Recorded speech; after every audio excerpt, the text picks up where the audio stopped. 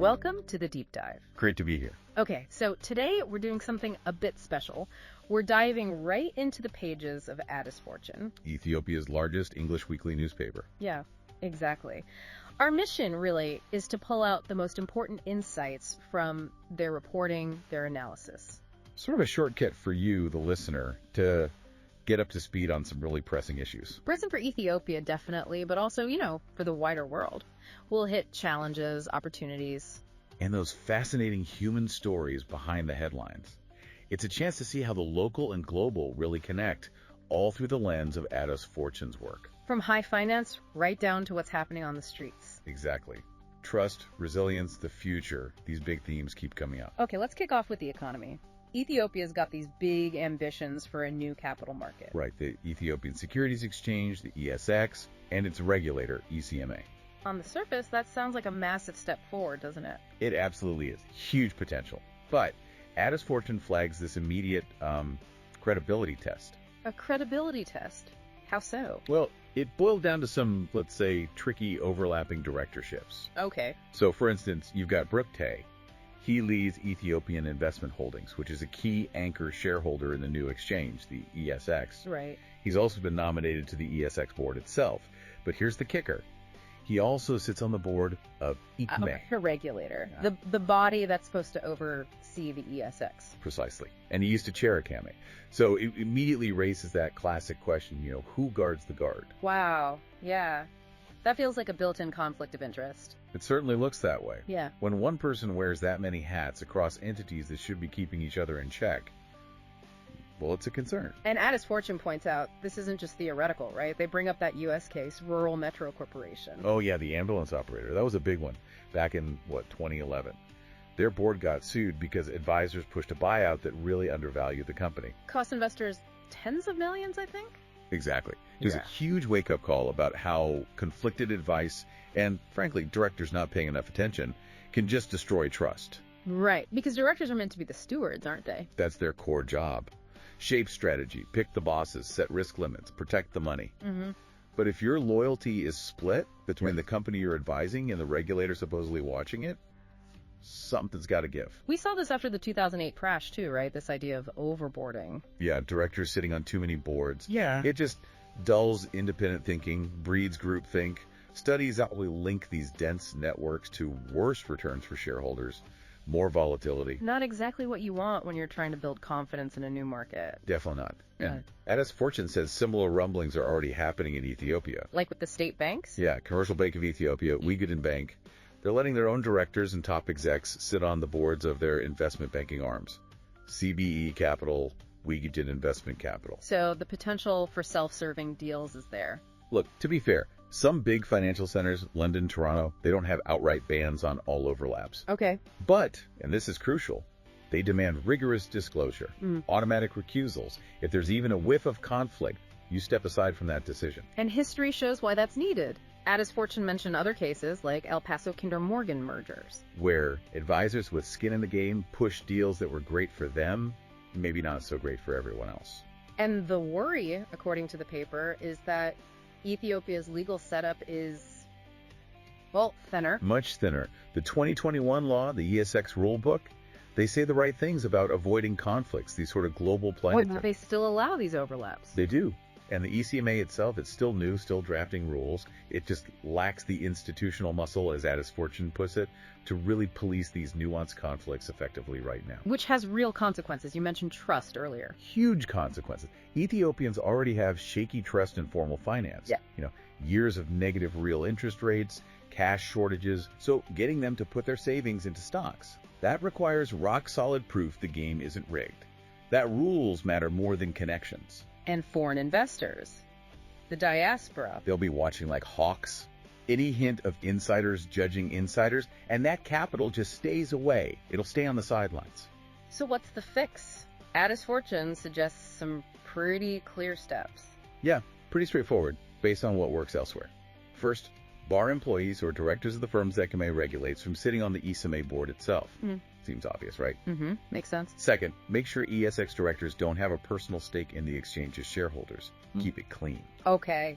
And at the very least, if you do have someone on multiple boards, they absolutely must disclose conflicts, sit out relevant votes, and have that recusal officially recorded. Standard stuff for markets that want to be taken seriously. Exactly what Addis Fortune concludes. These are basics. Okay, building on that, let's widen the lens to the broader financial reforms Ethiopia is trying to push through. This is where, as the article says, it gets really interesting. Yeah, this is one of the country's most ambitious financial reform drives ever. Trying to unlock capital, modernize the whole system, all while facing some serious economic headwinds. Addis Fortune confirms there's been substantial progress on paper. New laws, the ESX launch. For sure, lots of activity. But the article stresses the missing traction. Where's the real impact? And the big elephant in the room is still the foreign exchange shortage, right? Absolutely chronic, and that thriving parallel market for currency. Addis Fortune calls it a visible barometer of public trust. So people aren't just going there for a better rate, but because they trust it more. In a way, yeah, it signals something about the credibility of the formal system, or lack thereof. And the focus seems to have shifted towards the diaspora now, as a source of that much-needed foreign currency. Very much so. Remittances, diaspora capital seen as the most viable short-term source. It makes total sense on paper. But Addis Fortune talks about this trust gap. A big one. Look, deposit rates in Ethiopia are amazing, right? Up to 16.5% annually. Compare that to near zero elsewhere. Should be a magnet for savings. You'd think so. But as one advisor, Eyasu Theodros, put it to Addis Fortune, yield without reliability does not inspire confidence. So it's not just about the return. It's about knowing your money is safe. Can you check your account easily? Can you actually get your profits out of the country? If something goes wrong, is there a credible way to fix it? And Addis Fortune acknowledges the government had taken steps. IMF help, clearer rules on repatriation, stronger regulation. Definitely. Lots of top-down efforts. Yeah. Central bank oversight is up. Those are positive signals. But as the article emphasizes, top-down interventions require corresponding bottom-up implementation. Meaning the banks themselves need to step up. Exactly. The domestic financial sector has to build the actual systems that face the investor. Systems that meet international standards. Like really solid, verifiable ways to open accounts for diaspora members. Transparent links with international banks. Those correspondent banking relationships, which have been tricky for some African banks since 2008. Clear rules on getting money out. And, crucially, a believable process for handling complaints. Because Ethiopians abroad are used to systems where banks are regulated, deposits insured. Their expectations are shaped by mature markets, Yeah. They know what reliable looks like. And Addis Fortune nails it. Trust is built on structure, not slogans. So this whole foreign exchange crunch, Addis Fortune argues, it's not just policy, it's psychological. Significantly, yes. It's behavioral, rooted in investor psychology and institutional credibility. The parallel market isn't just a loophole. It's like a living referendum on the credibility of the system. Wow. So the formal sector, it needs to start delivering performance, not just making promises. That's the key to bridging that gap. Okay, let's shift gears now. From high finance and, abstract trust to something very visible on the streets of Addis Ababa, the clothes people wear. Ah, yes, the secondhand clothing market. Addis Fortune paints a really vivid picture. They call it a fashion carnival, but then immediately say it's less about taste than numbers. And the numbers are stark. For many Ethiopians, a new pair of trousers can cost a quarter of their monthly pay. Maybe 6,000, 7,000 birr a month. So secondhand becomes the only option. It dominates. Even though imported used clothes are technically banned, customs estimates they make up over half the market by volume. 53%. And that's costing billions in lost taxes. About 2.5 billion birr a year, yeah. And the amount coming in has just exploded up 315% between 2007 and 2020. So great for consumers, maybe getting a shirt for 200 birr instead of 1,000. Definitely offers relief. But Addis Fortune argues it puts a chokehold on the textile industry's ambitions. Right. The article traces how textiles were key to economic development historically. Yeah, the industrial age, countries becoming world powers. Ethiopia never made that transition, as they put it. And even the modern industrial parks like Hawassa. They create jobs, sure. But Addis Fortune points out this sort of tragic feedback loop. How so? Well, shirts are sewn there, exported, worn abroad, then come back in bales. For the same workers, maybe earning $26 a month to buy secondhand? Exactly. It's what the article calls a trap of affordability. It contrasts this with places like Bangladesh, Vietnam, and Turkey. Countries that build strong garment sectors with focused policies. real investment. And Addis Fortune sees potential for Ethiopia to do the same. Huge potential. They talk about expanding cotton farming, millions of hectares suitable, modernizing factories, fully integrated production. And policy ideas. Things like seasonal duties on used clothes, cracking down on smuggling, linking duty-free access for factories to actually producing for the local market too. And crucially, A wage floor that lets workers buy the clothes they make. Imagine that. the payoff could be massive, couldn't it? 800,000 jobs, billions saved in foreign exchange. Economic sovereignty, really. Addis Fortune acknowledges the nuanced secondhand stalls are resourceful, good for the environment in some ways. But they shouldn't be the main thing. They shouldn't be the spine of the whole ecosystem, though. Okay, let's move to another challenge highlighted in Addis Fortune. Something deeply personal and, frankly, scary. Online scams, specifically targeting Telegram users. Yes, this is a particularly nasty one. It's exploiting not just digital vulnerabilities, but that deep well of trust within families and communities. How does it work exactly? So the scammer hijacks someone's personal Telegram account. They manage to get control, How? often by posing as a security agent, tricking the person into giving up their password, or, more likely, those one-time login codes. Okay, so they get in. They get in, immediately lock the real owner out, change recovery settings so they can't get back in easily. Yeah, and then? Then they start messaging the victim's closest contacts, friends, family, often in Amharic, impersonating them perfectly. Claiming an emergency. Exactly. A sudden family emergency. They'll say their bank account is inaccessible, they need money right now, and please send it to this other account number, which is the scammers. Oh, wow. Playing on that urgency and trust. Totally. And the victim is just watching this happen, locked out, unable to warn anyone, their reputation, their relationships just being damaged in real time. How long does it take to get the account back? Addis Fortune mentions it can take days, sometimes a full week for Telegram to sort it out. And the money's long gone by then. Vanished. Often hundreds of thousands of her. And tracking the scammers is tough for police. They use IDs from different regions, withdraw the cash immediately. Addis Fortune really flags this information gap, doesn't it? People just not knowing how these platforms work. Crucially, yeah. Many don't realize legitimate companies never ask for your password or login codes. And not having two-step verification enabled leaves people incredibly vulnerable. And the aftermath for the actual victim sounds just devastating. It really is. Huge debts, because friends and family often expect to be repaid, even though the victim never got the money. And sometimes they're even accused of being in on it. Can you imagine? Accused of being the scammer, faking the hack. It destroys friendships, causes immense stress and isolation, all because there's not enough public awareness about how these account takeovers happen. So Addis Fortune is really calling for, what? Better police training? Clearer laws? All of that. Police training in cybercrime, clear laws on liability. But maybe most importantly, community education. Helping people understand how these scams operate and how to recognize when someone they know has genuinely been victimized. This theme of navigating systems, whether digital or physical, seems to run deep. Addis Fortune even dedicated a piece to a common experience, a day at the tax office. Yes. That piece really captured the collective chaos that often unfolds. True script. People crowding the counters, making it hard for staff to work, constant interruptions, people trying to jump queues, just long waits. And systems failing, power outages, staff overwhelmed. Especially during peak season, yeah.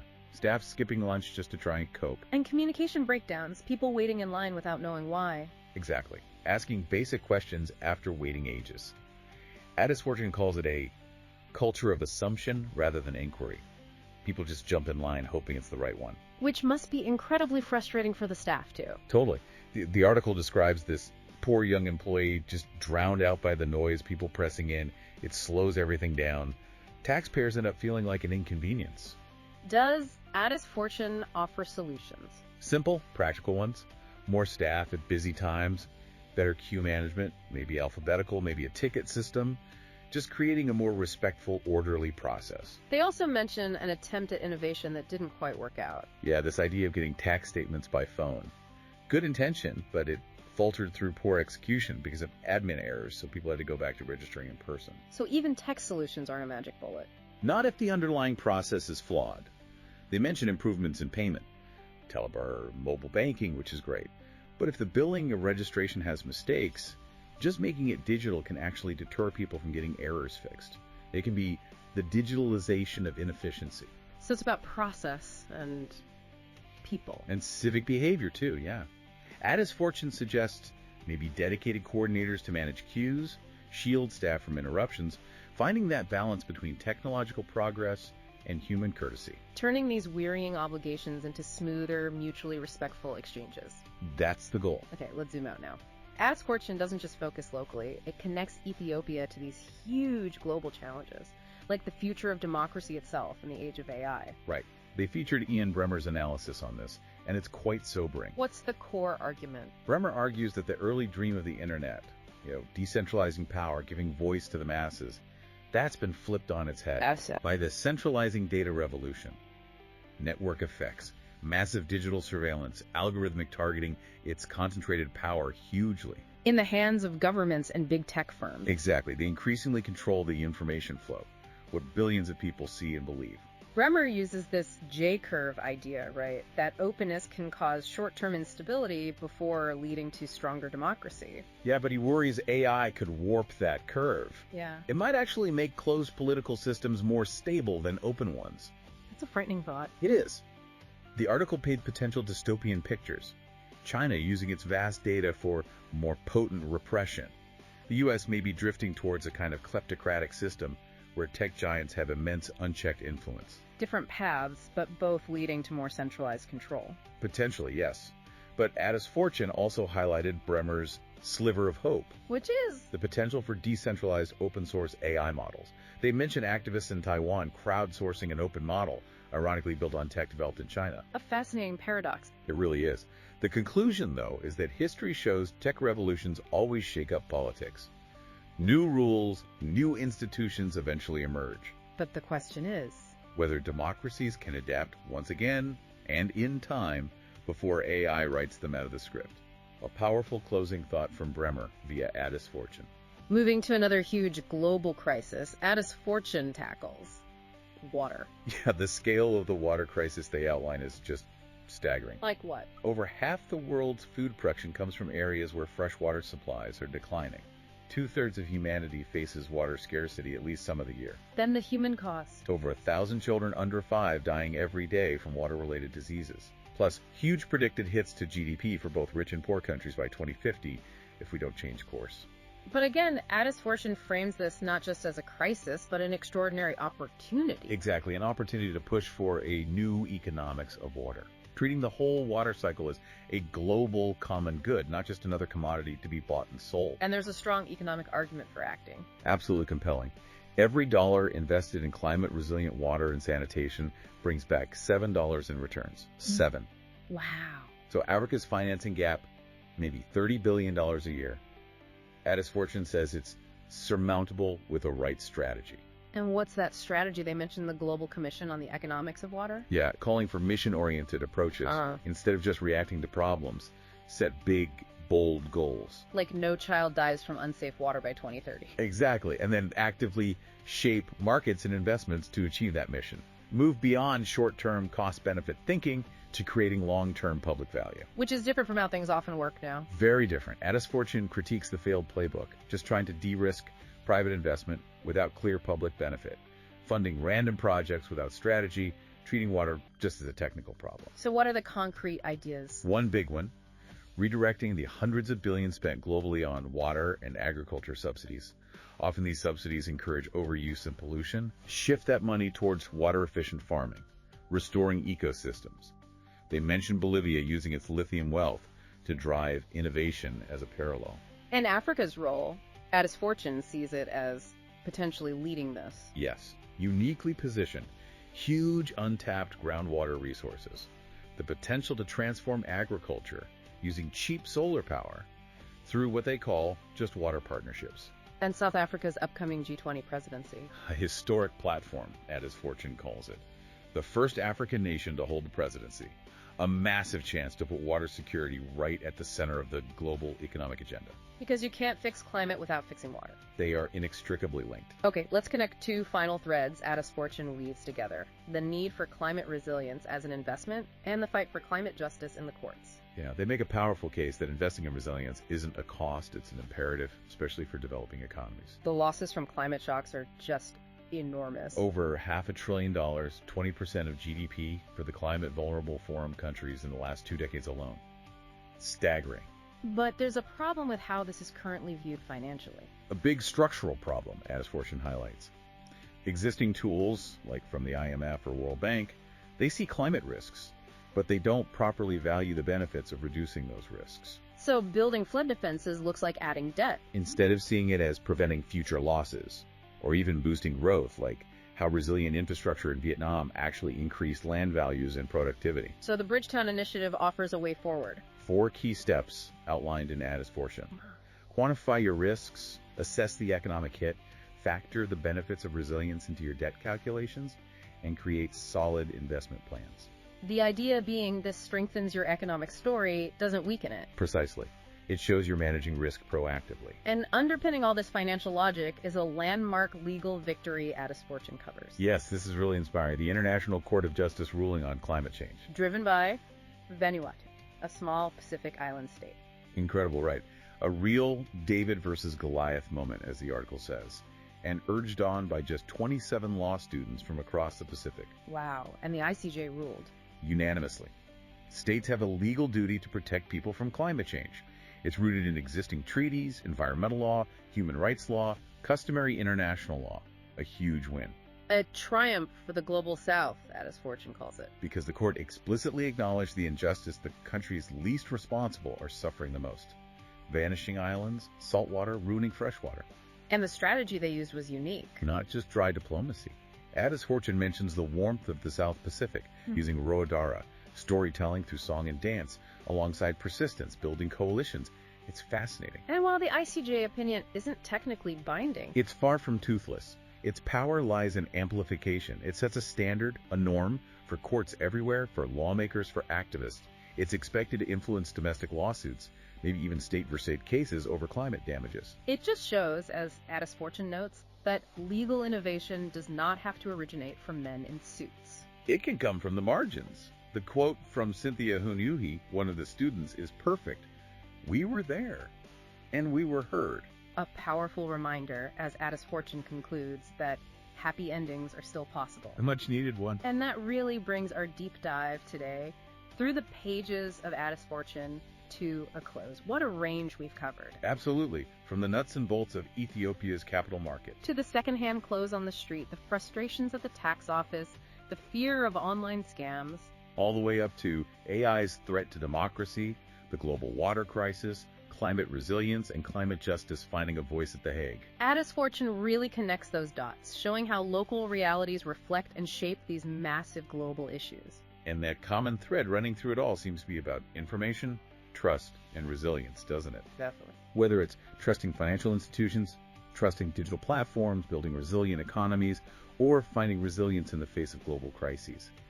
Understanding these dynamics is just so crucial. For policymakers, investors, business owners. Or just for you, as a concerned citizen trying to make sense of the world. Thank you for joining us on the Deep Dive. We hope this look inside Addis Fortune has left you feeling better informed and maybe even a bit inspired.